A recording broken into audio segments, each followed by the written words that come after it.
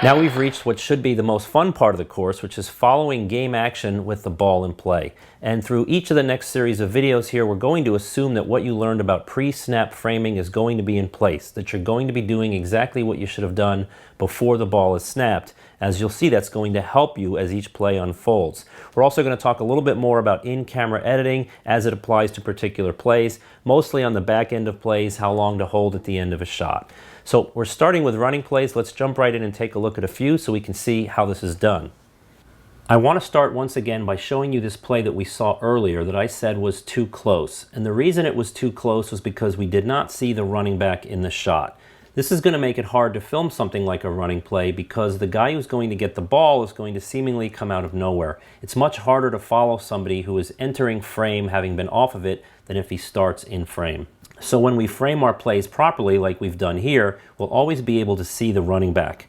That's going to help when he gets the ball because all you have to do is keep him in the shot, keep him centered, and assuming that you've set your tripod properly, like we've learned in an earlier module, moving up, down, left, and right should be smooth, and we simply have to keep the running back centered in the shot until the play is over.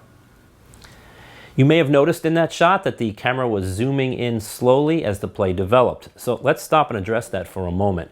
I've read several articles online, I've seen a few tutorials, and most seem to think that you should never zoom in when you're filming football. Well, I have to say that I completely disagree with that. In my opinion, and the way that I teach my other cameramen, there's no reason why you should be hanging back in a wide shot if the running back is running upfield and taking blockers and potential tacklers with him, and there's dead space around the edges of the shot. The goal of zooming in is to continue to keep the most detail in the shot as possible.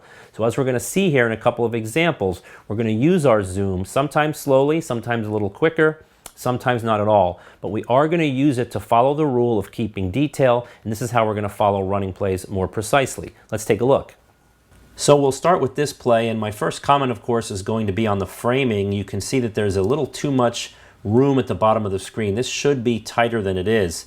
The cameraman does push in, he does get into the action a little closer, albeit a little late, but as the running back gets the ball, watch what the cameraman is doing. You can see he's already zooming in. I'm going to freeze it right here just to give you an idea of what we're looking at. You can see that all the detail, all the players in pursuit are still all in the shot.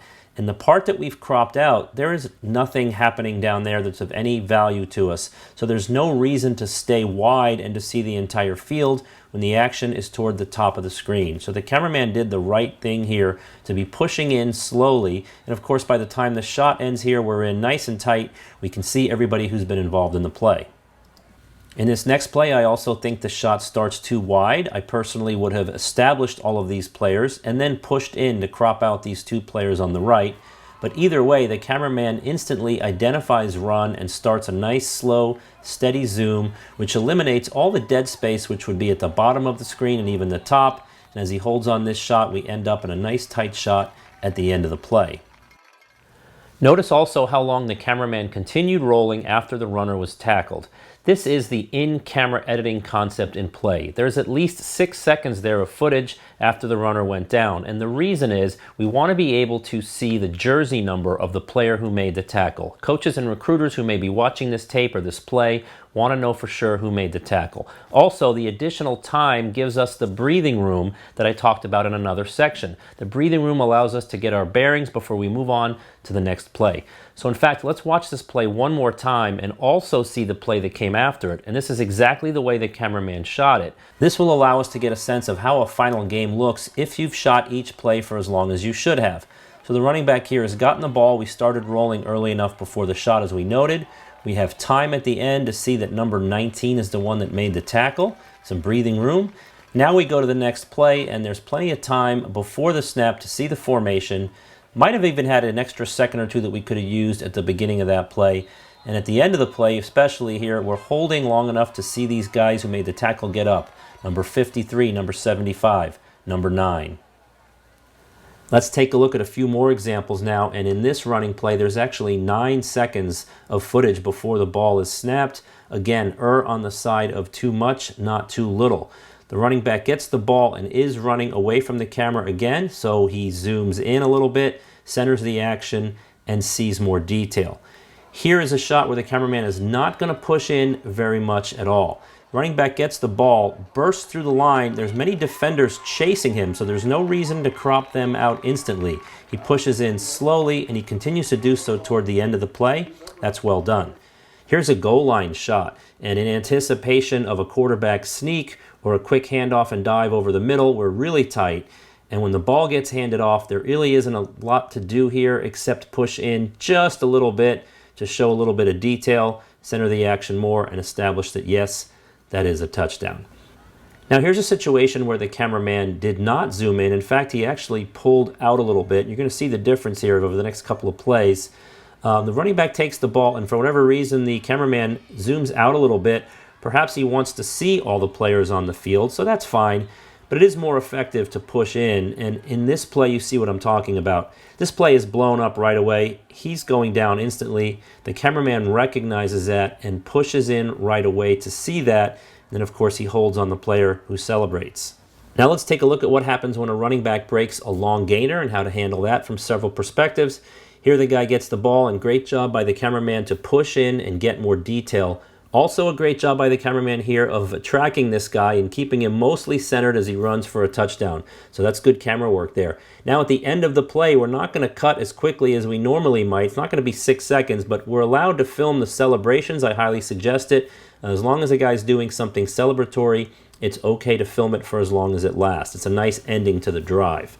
Let's go back and watch this play again now so I can demonstrate another rule, and this has to do with how far in you should zoom on a player, whether he's running free or not. And this is called my tic-tac-toe board rule. I'm going to freeze this play right here to demonstrate, and the tic-tac-toe board rule basically says that you should imagine that your screen is divided into 9 quadrants, just like a tic-tac-toe board, and you never want to let the player with the ball exceed the center square. You obviously want to keep him centered, but you don't want him to be bigger than any of the lines that are around him. It's going to be tough to do on a play like this when you're tracking somebody who's sprinting down the field.